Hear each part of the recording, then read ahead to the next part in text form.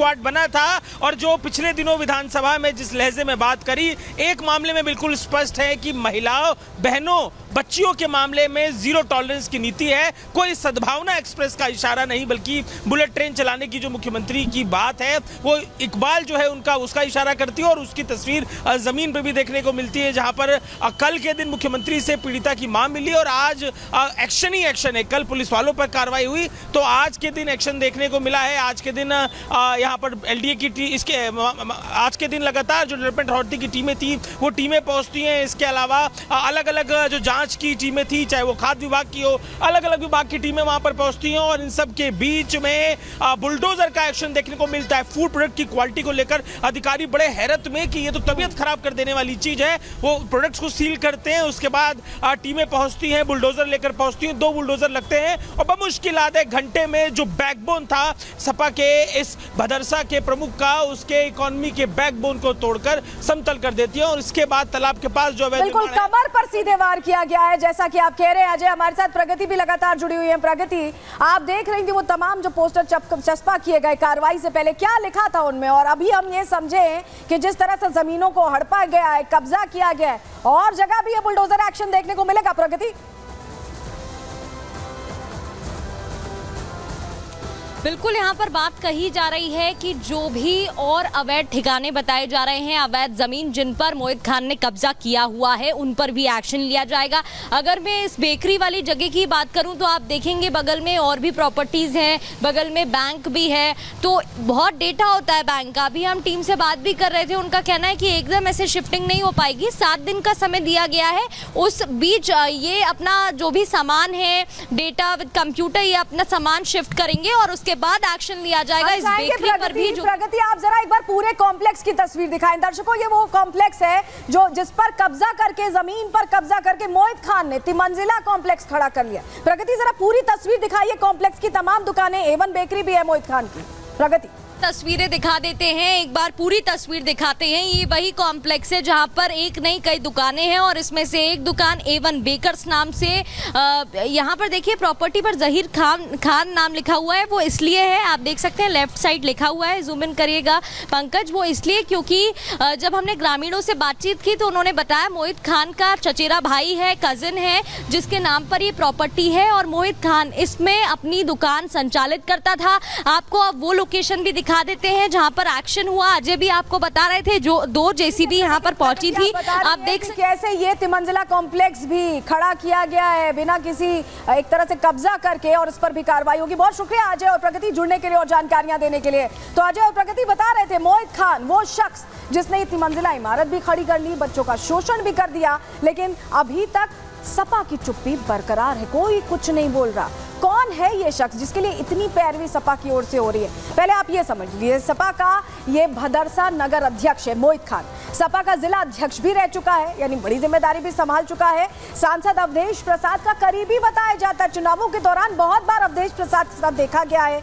आरोपी मोहित खान बेकरी का मालिक है, जो तस्वीर अभी प्रगति आपको दिखा रही थी। लेकिन अब केशव प्रसाद मौर्य ने भी सवाल खड़े किए अखिलेश यादव पर, और लाजमी भी है क्योंकि अखिलेश यादव बोलते हैं महिला सुरक्षा पर, लेकिन जब इस तरह के मौके आते हैं तो कुछ भी नहीं कहते हैं। उन्होंने, केशव प्रसाद मौर्य ने कहा है कि समाजवादी पार्टी का मतलब सुशासन और विकास नहीं है, गुंडागर्दी करना और अपराधियों को संरक्षण देना है। क्योंकि खबर तो ये ऐसी ही सामने आई और समाजवादी पार्टी कनेक्शन भी सामने आ गया है। समझिए आपकी ये अपने आप में बड़ी बात है। अब आपको जरा बता देते हैं कि सवाल क्यों उठ रहे हैं, क्योंकि ये बात हमने आपको बताया। सवाल क्यों उठ रहे हैं कि समाजवादी पार्टी संरक्षण दे रही है चुप्पी साधे हुए। ये तस्वीर देखिए, ये इसका जवाब पाने के लिए आप ये तस्वीर देखेंगे। ये देखिए मोहित खान को ये यहाँ बैठे देख रहे हैं और उनके साथ कौन है? सांसद, अयोध्या के सांसद, जिनको सदन में अखिलेश यादव ने एक तरह से बहुत ट्रॉफी की तरह दिखाया था कि जीत इनकी वजह से मिली है, वो बैठे हैं। ये देखिए मोहित खान को फिर देखिए, और फिर अवधेश प्रसाद आपको साथ में नजर आ रहे हैं। ये साथ साथ में यूं ही नहीं चल रहे हैं, लंबा साथ है, और यही वजह है कि साथ की वजह से ही कुछ भी बोलने से समाजवादी पार्टी चुप्पी साधे बैठी है, मुंह सिले बैठी है। और अभी कोई बात होती तो अखिलेश यादव तो बहुत जल्दी बोलने आते हैं, लेकिन इस बात पर कुछ बोलने लायक शायद बचा नहीं है इस तस्वीर के सामने आने के बाद। और यही वजह है कि कुछ नहीं बोल रहे हैं। शहजाद पूनावाला भी इस पर सवाल खड़े कर रहे हैं, कह रहे हैं कि ये तो आदत रही है। सुनिए जरा क्या कहा है। समाजवादी पार्टी के नेता इसका बचाव कर रहे हैं। ना वो इसका इस्तीफा ले रहे, ना उसे पार्टी से बाहर निकाल रहे, ना अखिलेश जी, डिम्पल यादव जी, समाजवादी पार्टी के बड़े नेताओं ने इसका खंडन किया है, बल्कि अब धमकी दी जा रही है परिवार को कि सुलह करवा दी जाए, वरना उनके लिए खतरनाक परिणाम होंगे। ये दिखाता है कि समाजवादी पार्टी की वो मानसिकता जो है ना कि बॉयज़ विल बी बॉयज़, गलती हो जाती है, ये बदली नहीं है। इसीलिए महिलाओं के खिलाफ अपशब्द बोलने वाले और महिलाओं के खिलाफ अत्याचार करने वाले लोगों को लगातार संरक्षण देती है। और योगी जो कहते हैं वो करते हैं, ये उनका रिकॉर्ड रहा है। कल मुलाकात हुई थी, आपके सामने जानकारी रखें। दरअसल पीड़ित परिवार से कल योगी आदित्यनाथ ने मुलाकात की। ये दुख बहुत बड़ा है और यही वजह कि मुख्यमंत्री उनके साथ खड़े रहना चाहते थे। इस दुख के मौके पर उन्होंने मुलाकात की और कड़ी कार्रवाई का भरोसा परिवार को दिया था। कहा था कि उनके लिए त्वरित एक्शन लिया जाएगा। पीड़ित परिवार को हर संभव मदद का भी भरोसा योगी आदित्यनाथ ने दिया। पीड़ित की मां से मुलाकात के बाद योगी ने तुरंत एक्शन लिया। यही वजह कि मैं कह रही हूं, जो कहते हैं वो करते हैं, देर नहीं करते। इलाके के थाना अध्यक्ष और चौकी इंचार्ज को सस्पेंड कर दिया गया क्योंकि कार्रवाई नहीं की गई थी। एफआईआर लिखने में भी हिला हवाली की गई थी। गैंगरेप के आरोपी मोहित पर बुलडोजर एक्शन की तस्वीर अभी हमने आपको दिखाई और आगे की भी बता रहे हैं हम कि आगे और जो जगह है, जो 5-6 और जगह जहां पर अवैध अतिक्रमण किया गया, वहां पर भी बुलडोजर एक्शन होगा, उसकी भी प्लानिंग योगी सरकार कर रही है। और ये कल की तस्वीर हम आपको दिखा रहे हैं। यहां आप योगी आदित्यनाथ को देख रहे हैं। कल मिले थे पीड़ित परिवार से, उनका दुख समझने की कोशिश की, उनके मुश्किल वक्त में उन्हें यह भरोसा दिया कि कार्रवाई होगी। और कल जो कहा वो आज करके दिखाया। आज हमने बुलडोजर एक्शन देखा है। पीड़ित की मां इसको लेकर क्या कुछ कह रही थी कल, उन्होंने कैसे भरोसा जाहिर किया था मुख्यमंत्री पर, सुनिए पहले। सख्त से सख्त कार्रवाई होगी, जितनी भी हो सकती है वो करेंगे। महाराज जी ने आश्वासन दिया। क्या आश्वासन दिया उन्होंने? कड़ी सजा मिलेगी उनको। जो अवैध सारे कब्जे हैं उसको बुलडोजर चलेंगे, ये सारे आश्वासन उन्होंने हम लोगों को दिए। वही बातचीत हुई कि उस पर और उसको फांसी दिया जाए ताकि कोई और दरिंदा इस तरह ना तैयार हो, किसी और बच्ची के साथ ऐसा ना हो। उन्होंने कहा पूरी कार्रवाई होगी, आपकी मदद की जाएगी, आर्थिक सहायता भी उन्होंने दिया। किस तरह की कार्रवाई चाहते हैं? क्या दोषियों पे बुलडोजर या इस तरीके की कोई कार्रवाई की बात? अवैध संपत्ति है, बुलडोजर चलेगा।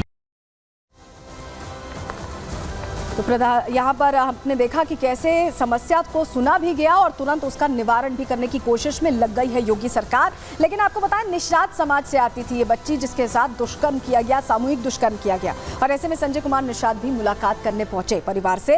और उन्होंने क्या कहा आपको बताते हैं। उन्होंने ये कहा कि दोषियों के खिलाफ सख्त कार्रवाई हो, क्योंकि परिवार से मिलने के बाद वो भावुक होते भी दिखाई दिए।